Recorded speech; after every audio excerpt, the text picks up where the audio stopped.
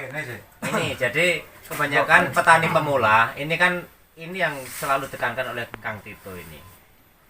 Kalau kita beli bibit dengan bibit tawaran murah, oke lah sekarang murah. Tapi nanti susut sampai 0,6, tinggal 1 kilo tambah 0,6, 0,7. Nah gitu. Dan belum tentu itu bibit bagus. Apalagi ditipu seperti ini.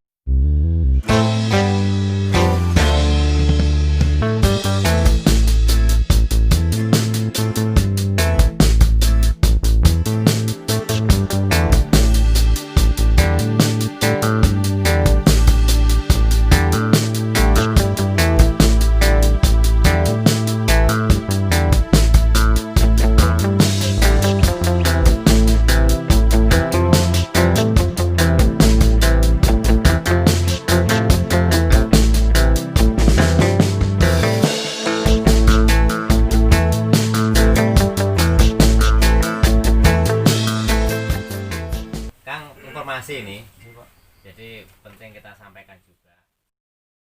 Ini jadi kebanyakan petani pemula ini kan ini yang selalu ditekankan oleh Kang Tito ini.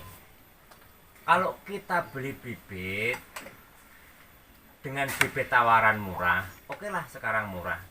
Tapi nanti susut sampai 0,6, tinggal 1 kilo tambah 0,6, 0,7.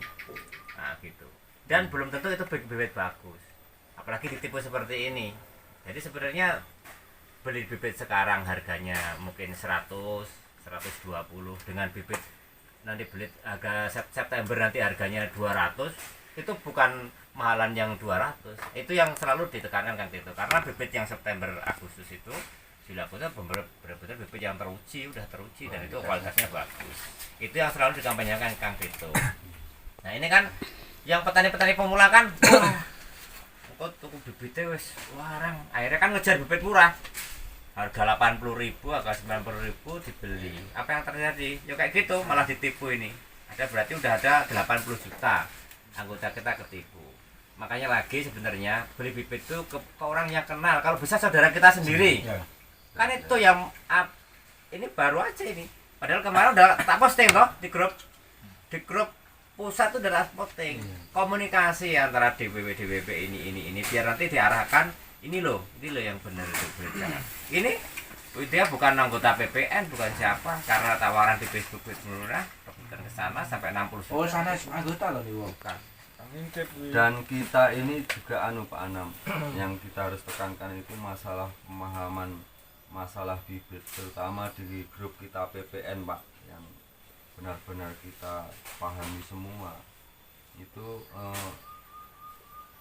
PPN itu ya juga punya tujuan Mas, bagaimana sering Pak Anam juga kita sharing dengan Pak Anam bagaimana PPN itu nanti benar-benar menjadi wadah yang benar-benar bisa dirasakan kemanfaatannya itu oleh petani-petani yang tergabung di situ Mas.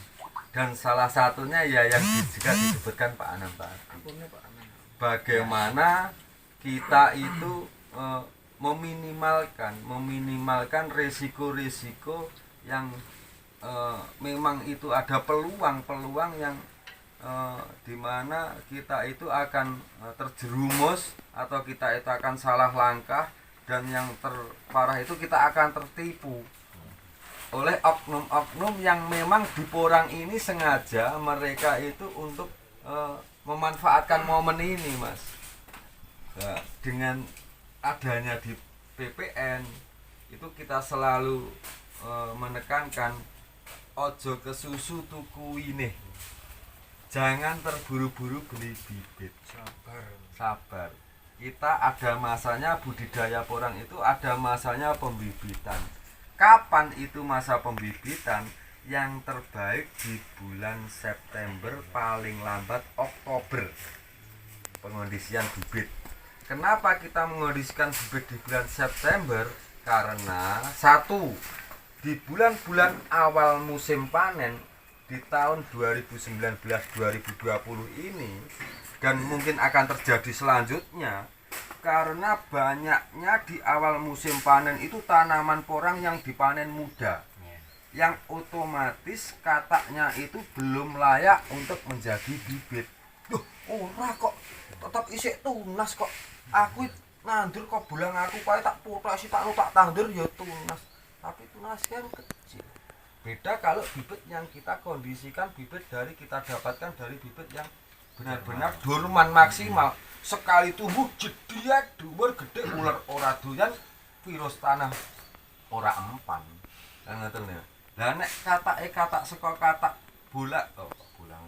Katak belum dorman yang kita beli itu katak belum dorman dengan ciri yang sering kita posting di grup PPN dengan ciri-ciri seperti itu katak abal-abal bahasa kita. Itu pasti mempunyai kelemahan. Dia memiliki tunas paling ada 2. Kalau katak dorman ini bukan kecap nomor 1 mas, ini kataknya Bang Brewok ini dorman. Ini pasti nanti tunasnya akan banyak. Dan tunas pertama dia akan yang jadi itu tunas yang paling besar. Otomatis tunas yang kecil tidak akan lanjut tumbuh. Itu otomatis. Kalau katak itu. Ya ada 1, 2 yang tumbuh 2, 3, 4, 5 tunas. Tapi kalau di musim tumbuh tunas memang ada 1, 2, 3, 4. Tapi kalau setelah kita tanam, katak tunas yang terbaiklah yang akan tunas. Dan nanti akan regenerasi tunas mengikuti persediaan nutrisi tanaman yang tersedia. Itu pasti sudah hukum. Semakin kita tanaman bibit dari katak kita semakin sering regenerasi tunas setelah melakukan setiap bulannya regenerasi tunas. Ini dorman keluar tunas baru, kini dorman terus selama masa awal tunas sampai masa dorman ini nanti sering regenerasi tunas, dan itulah tanda bahwa kita itu berhasil budidaya porang dari bibit katak. Itu tandanya mas. Tapi kalau kita menggunakan bibit abal-abal hanya sekali ding terus 2 kali udah berhenti, ya ini jangan berharap umbinya nanti besar. Itu rumus. Karena apa? Bibit itu sangat mempengaruhi, kualitas bibit itu sangat mempengaruhi mas. Makanya di PPN kita sering jangan tergesa-gesa membeli bibit, apalagi dengan alasan bibit mumpung masih murah. Itu alasan yang lucu bagi kita yang sudah tahu. Bagi kita yang sudah paham itu alasan yang sangat menggelikan. Karena dia tidak berpikir menggunakan logika. Karena dia juga belum paham bibit porang itu bagaimana. Kita maklum. Cuman kadang kita ya berusaha, tidak kita diam, kita jelaskan, kita beri masukan.